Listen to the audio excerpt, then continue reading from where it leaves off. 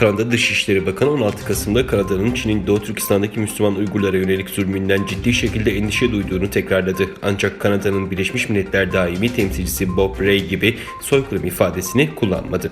Dışişleri Bakanı pazartesi günü Ottawa'da bir kabine toplantısına katıldıktan sonra gazetecilere verdiği demeçte Kanada'nın Pekin'in etnik azınlıklara karşı tavrı hakkında ciddi endişe duyduğunu söyledi ve Kanada'nın bu konudaki geçmiş açıklamalarına işaret etti. Dışişleri Bakanı bu konuyu Çin Dışişleri Bakanı ile özel ve alenen gündeme getirdim ve bunu yapmaya devam edeceğim dedi. Geçtiğimiz ay Kanada Temsilciler Meclisi Uluslararası İnsan Hakları Alt Komitesi yürüttüğü araştırma neticesinde Pekin hükümetinin Uygurlara yönelik muamelesinin soykırım olduğu sonucuna vardığını açıklamıştı.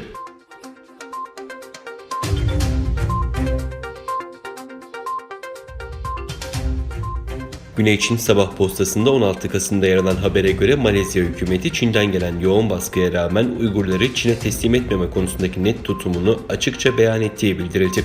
Bilgilere göre Eylül ayında Çin'in Malezya hükümetinden Uygurları Çin'e iade etmesini talep ettiği ve bunun üzerine Malezya'nın Çin'e Uygur Türklerini iade etmeyeceğini söyleyip reddettiği açıklandı. Ancak uluslararası topluma bu konuda açıklama yapmadığı belirtiliyor Malezya hükümetinin. Konuyla ilgili yorum yapan George Washington Üniversitesi'nde profesör olan Sun Roberts, Malezya hükümetinin Endonezya ve Tayland'da dahil çevredeki Çin yanlısı birçok ülkenin asla istemeyeceği bir taraf tuttuğunu ve bunu takdirde karşıladığını söyledi. Cato Enstitüsü'nde tanınmış bir yazar ve kıdemli araştırmacı olan Mustafa Akyol, Malezya'nın pozisyonu Uygurları Çin'in acımasız baskısından korumak adına Müslümanların çoğunlukta olduğu ülkelerin attığı adımlardan biridir dedi.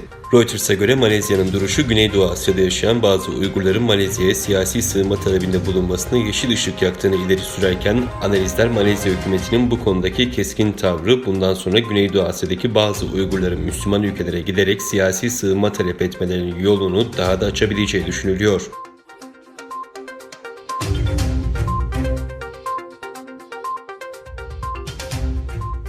Türkiye'de yeni kurulan muhalefet partilerinden Gelecek Partisi'nin genel başkanı eski Başbakan Ahmet Davutoğlu 15 Kasım'da Uygur Hareketi ve Dünya Uygur Kurultayı'ndan oluşan Uygur heyetini kabul ederek partisinin Uygurların sesi olduğunu ve Uygurların sesi olmaya devam edeceğini vurguladı.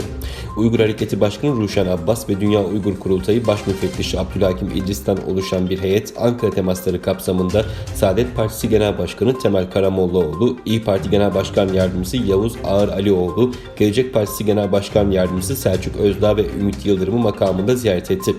Türk siyasi partilerin liderleri Uygurların mevcut durumundan duyduğu derin üzüntüleri Uygur heyetiyle paylaştı ve gelecekte Uygurlar için neler yapılabileceği hakkında fikir alışverişinde bulundu.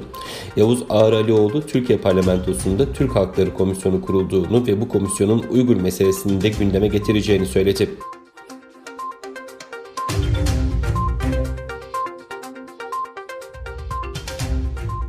Almanya'nın Birleşmiş Milletler Daimi Temsilcisi Christopher Hosken, Rusya ve Çin'i Kuzey Kore'nin rafine petrol ithalatında Birleşmiş Milletler Güvenlik Konseyi kararlarını ihlal edip etmediğinin belirlenmesini engellemekle suçladı.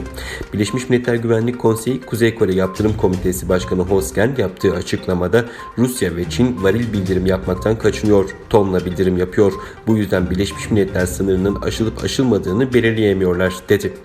Hosken bu durumun karmaşık olmamasına rağmen iki ülkenin de tonla bildirim yapmaya devam ettiğini belirterek Rusya ve Çin'i sorunu siyasallaştırmakla suçladı.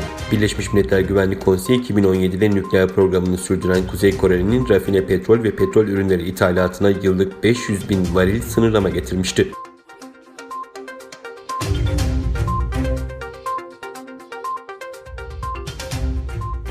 Sosyal medya siteleri Twitter ve Facebook Yönetim Kurulu Başkanı ABD Senatosu'nda seçime müdahil olma dahil pek çok konuda ifade verdi. ABD Başkanı Donald Trump'ın uyarı konulan paylaşımları da öne çıkan konulardandı.